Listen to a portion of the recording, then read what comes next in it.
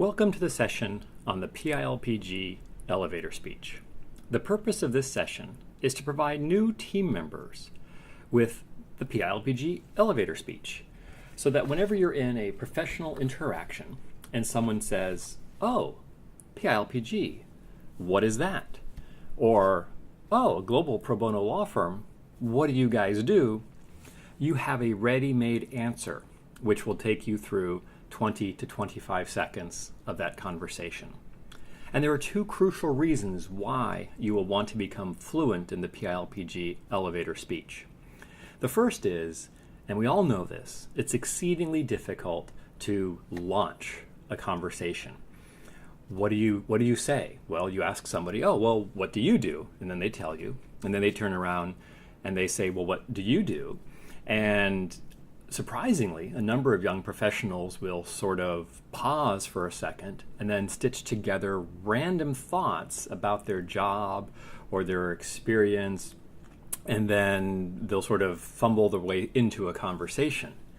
Oftentimes, young professionals will default to, "I'm a student, I'm an undergrad, I'm a law student, or I just graduated," and then that puts you in a category with 2,000 other young professionals in town all looking for internships or jobs.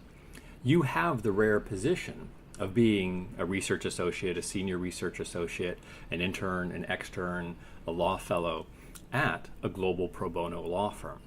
So you'll immediately want to lead with that. You can then bring other things into the conversation about your student status or recently graduated, but you'll want to start when someone says, "Oh, so Fred, George, Tiffany, nice to meet you.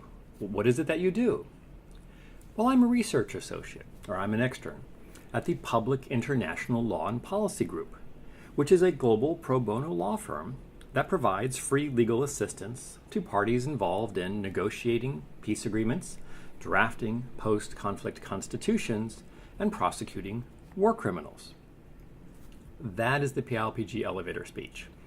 That gives you 15 seconds of information that you can roll right off the tip of your tongue and create a number of opportunities to engage with the professional that you are talking to. So let's do that again. "I am," whatever your name is, "and I'm and you can give your position, research associate, senior research associate, intern, extern, law fellow, at the Public International Law and Policy Group, which is a global pro bono law firm that provides free legal assistance to parties involved in peace negotiations, drafting post-conflict constitutions, and prosecuting war criminals." Let's break down this elevator speech. The first part is that you say Public International Law and Policy Group, and you say it slowly. It is a mouthful, but you actually want to practice being able to say Public International Law and Policy Group. You could say PILPG, but that does not convey any information.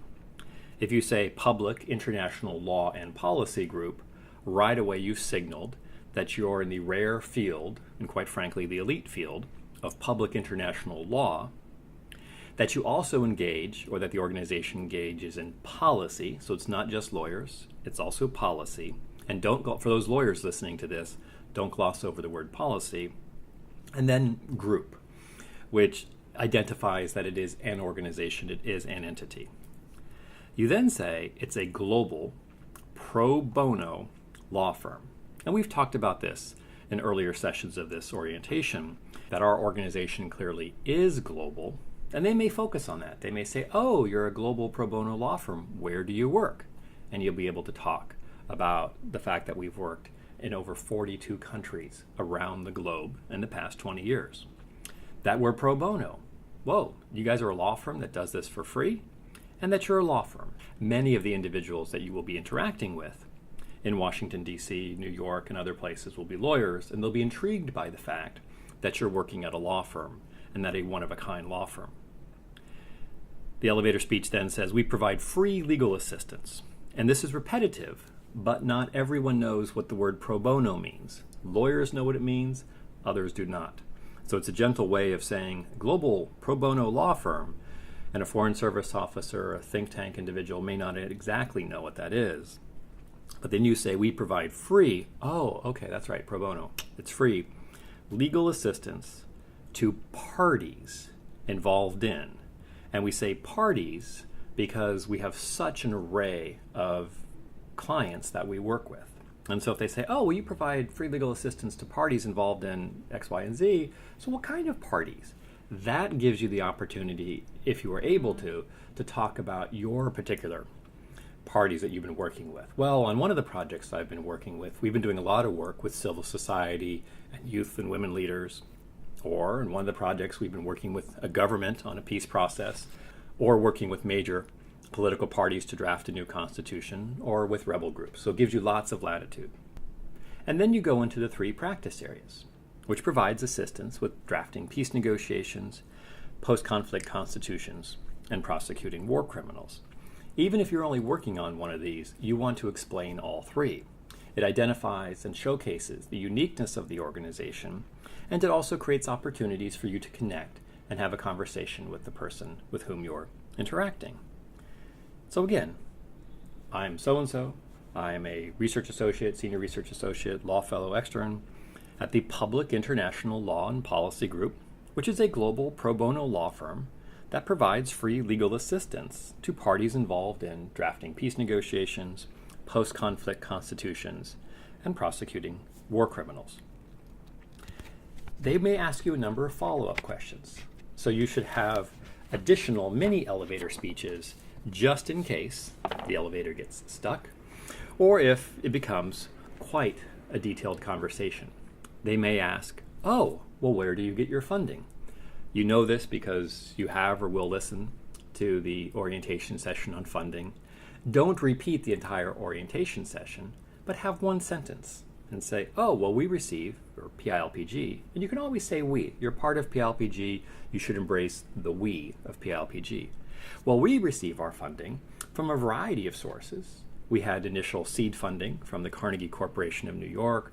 We are incubated by the Carnegie Endowment for International Peace. And then there are a number of private sector donors, such as Humanity United, and then government donors, such as the Brits, the Canadians, the Americans, the Irish, the Dutch. Doing that gives you credibility because you may be a young professional, but you know, and the company has shared with you, the funding resources in the Carnegie Endowment, the Carnegie Corporation, Humanity United. These are all marquee funders in the field that we work in, and they will resonate with the individuals that you're engaged with. They may say, oh, well, where's your office? Again, don't give them the entire 15-minute presentation on where our offices are, but you can simply say, well, we're headquartered in Washington, D.C., we have offices in Boston, New York, Amsterdam on a permanent basis, and at any given point in time, we have over 6 offices around the globe, including most recently South Sudan, Kosovo, Nepal, Sri Lanka, wherever we have offices at the moment, list off a few. You can also tailor them to the event or the environment in which you are interacting with this individual. So think about all of the different touch points that you have in PILPG and then tailor them to the event that you are going to. So if it's something on Sudan, think about what parties we're working for and whether we're able to talk about it. And then remember that we've had an office in South Sudan for nearly 5 or 6 years, but that we've also had offices in Uganda and in Tanzania and in Somaliland, because you're going to bump into people who are interested in talking about Africa if you go to a South Sudan or a Sudan event. So all of the various things in which we've covered or will cover throughout the orientation, think about how you can reduce that information into a one sentence in an elevator speech.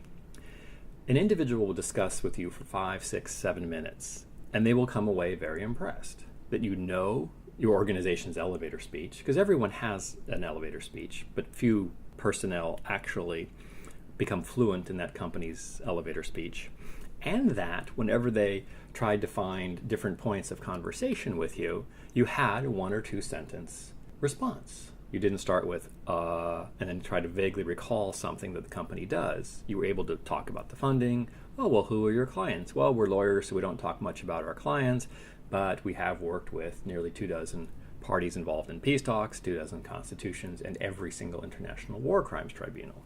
So you provided information and you've answered their question, without it becoming a deposition or interrogatories. So think about the elevator speech as a way of providing a number of different opportunities for you to engage with the professional that you're trying to impress. And they will be really impressed if immediately you're fluent.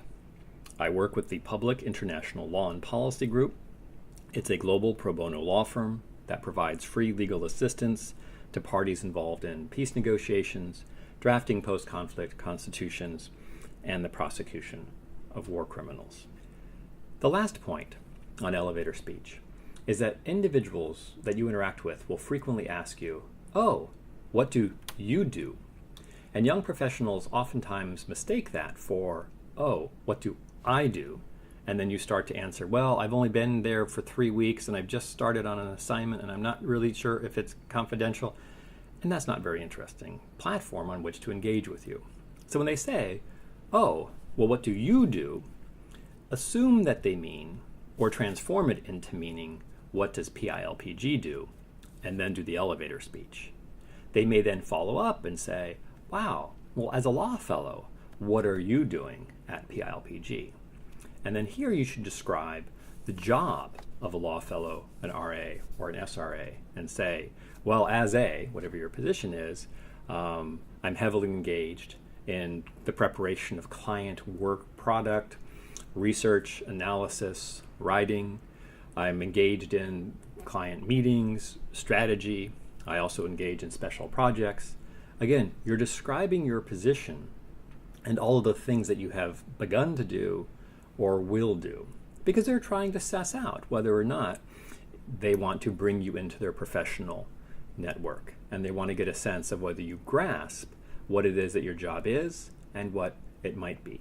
They don't actually want to know, or they shouldn't want to know, what precise memo you are writing for which precise client and what your conclusions are.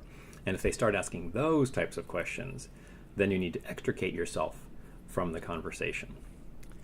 So go forth, become fluent in the PILPG elevator speech, in the 1 or 2 sentences to respond to the various questions, and in a way in which you can fluently describe your association with PILPG and the array of projects and activities on which you will be engaged.